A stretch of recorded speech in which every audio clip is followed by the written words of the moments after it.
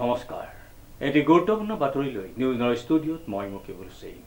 যোৰহাটৰ ভোগদৈ নদীৰ এনাজৰী ঘাটত দলঙৰ নিৰ্মাণ কাৰ্য বন্ধ হৈ থকাত ৰাইজৰ প্ৰতিক্ৰিয়া। নিউজ নাওৰ এক বিশেষ প্ৰতিবেদন। যোৰহাট জিলাৰ উপকণ্ঠৰ উত্তৰ পশ্চিম যোৰহাটৰ ভোগদৈ নদীৰ এজাৰণী ঘাটৰ বহু প্ৰত্যাশিত পকী দলংখনৰ নিৰ্মাণ কাৰ্য 4 মাহে বন্ধ হৈ থকাত ৰাইজৰ মাজত সৃষ্টি হৈছে তীব্ৰ প্ৰতিক্ৰিয়া। উল্লেখযোগ্য যে স্বাধীনোত্তৰ কালৰ পৰা অঞ্চলবাসীয়ে এজাৰণী ঘাটত এখন স্থায়ী দলং নিৰ্মাণৰ বাবে দাবী জনাই অহাৰ পাছত বিজেপি অগপ মিত্ৰজোঁট চৰকাৰে স্থায়ী পকী দলঙৰ ব্যৱস্থা কৰে।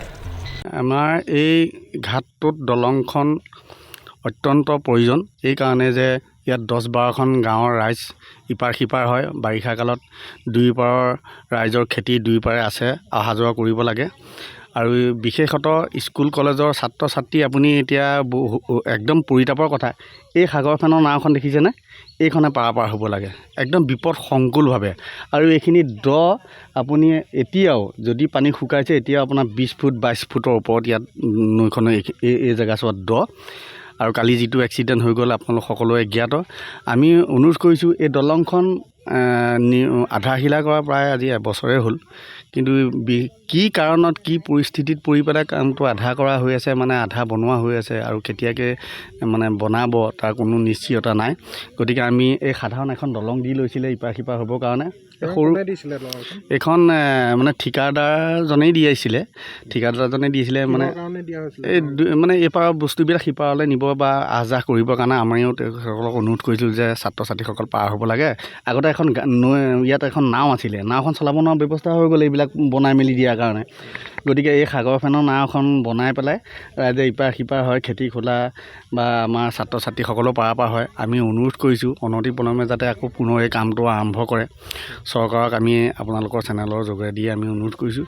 আৰু লগতে সদ্যহতে এতিয়া ইপাৰ সিপাৰ হ'বৰ কাৰণে অস্থায়ীকৈ হ'লেও অকণমান মটমটীয়াকৈ যদি ছাত্ৰ ছাত্ৰীসকলে স্কুল কলেজৰ দিনত বা খেতি খোলা কৰিবৰ কাৰণে ৰাইজক মানে পাৰ হ'বৰ কাৰণে অকণমান যদি সুবিধা কৰি দিয়ে আমি নথৈ আনন্দিত হ'ম। নহ'বা অনাগত দিনত এইটোৱেই নহয়, ইয়াতকৈ ভয়াৱহ আৰু কিবা যে নহ'ব তাৰ কোনো মানে নিশ্চয়তা নাই। নিশ্চয় সেইটো সেইজন অলৰেডি ঢুকাইছে, আপোনালোকে জানে, পানীত পৰিছে। কিন্তু ইয়াৰ আগতে 2-3 বাৰ পানীত পৰিছে, কিন্তু ৰাইজৰ সহযোগত তেওঁলোকক মানে আকৌ উদ্ধাৰ কৰিবলৈ সক্ষম হওঁ। ময়ো আছিলোঁ এটা সময়ত। এগৰাকী মানুহ মানে ইপাৰ সিপাৰ হৈ গম নাপায় কিমান কি কথা। এখন আগতে JCBয়ে খান্দি দিছিলে নৈখন বালিবিলাক।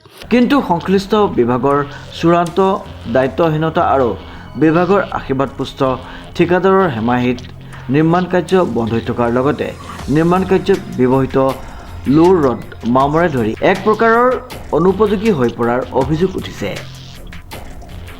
প্ৰতিষ্ঠানটোকো আমি অনুৰোধ কৰিছোঁ এই কামটো সুচাৰুৰূপে তেওঁলোকে সোনকালে আকৌ কৰি দিয়ক, দলংখনৰ নিৰ্মাণ কাৰ্য আৰম্ভ কৰক আৰু লগতে ইপাৰ সিপাৰ হ'বৰ কাৰণে অস্থায়ীভাৱে হ'লেও কিবা এটা ব্যৱস্থা এটা যাতে কৰি দিয়ে।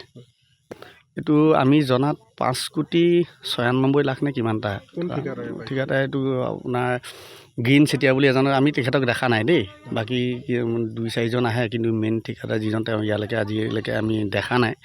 বোকাখাটৰ সৰুপথাৰ গ্ৰীণ চেতিয়া বুলি আমি জানিব পাৰোঁ।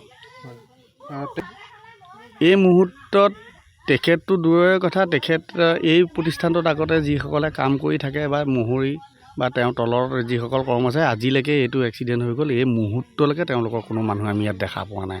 এইটো একদম অত্যন্ত দুখৰ কথা। আজি যদি স্থানীয় লোক এজন পানীত পৰিলহেঁতেন তেওঁৰ বাদে, তেতিয়াহ'লে কিন্তু ইয়াত হুৱা লাগিলহেঁতেন।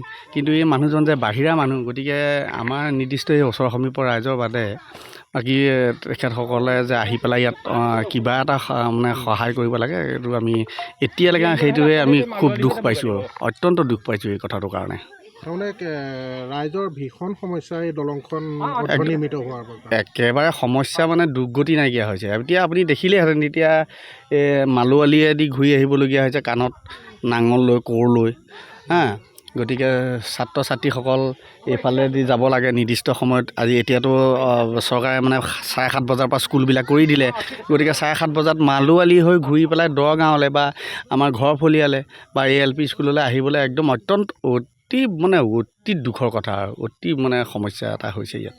চৰকাৰক এটাই আহ্বান জনাইছোঁ, দলংখন যেতিয়া প্ৰায় এই খুঁটাবিলাক প্ৰায় হৈছে, কিন্তু এই অৰ্ধনিৰ্মিত অৱস্থাতে আজি 6-7 মাহৰ ওপৰত এবছৰে হ'ল আৰু কিহৰ কাৰণে হ'ল সেইটো কথা আমি জনা হোৱা নাই, কিন্তু আমি অনুৰোধ কৰিছোঁ যাতে সোনকালে দলংখন নিৰ্মাণ কাৰ্যটো সম্পূৰ্ণ কৰি 2024 বৰ্ষৰ 13 মাৰ্চত দেৰগাঁও সমষ্টিৰ বিধায়ক ভৱেন্দ্ৰনাথ ভৰালীয়ে দলংখন আধাৰশিলা স্থাপন কৰিছিল।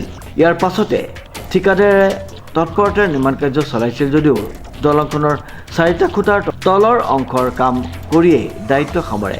ফলত দলংখনৰ নিৰ্মাণ কাৰ্য 4 মাহে ধৰি বন্ধ হৈ আছে, যাৰ পৰিপ্ৰেক্ষিতত এজাৰণি ঘাটত আধৰুৱা হৈ থকা দলং নিৰ্মাণৰ কাম পুনৰ আৰম্ভ কৰাৰ দাবী উত্থাপন কৰিছে স্থানীয় ৰাইজে। লগতে হস্তক্ষেপ বিচাৰিছে জিলা আয়ুক্তগৰাকীৰ।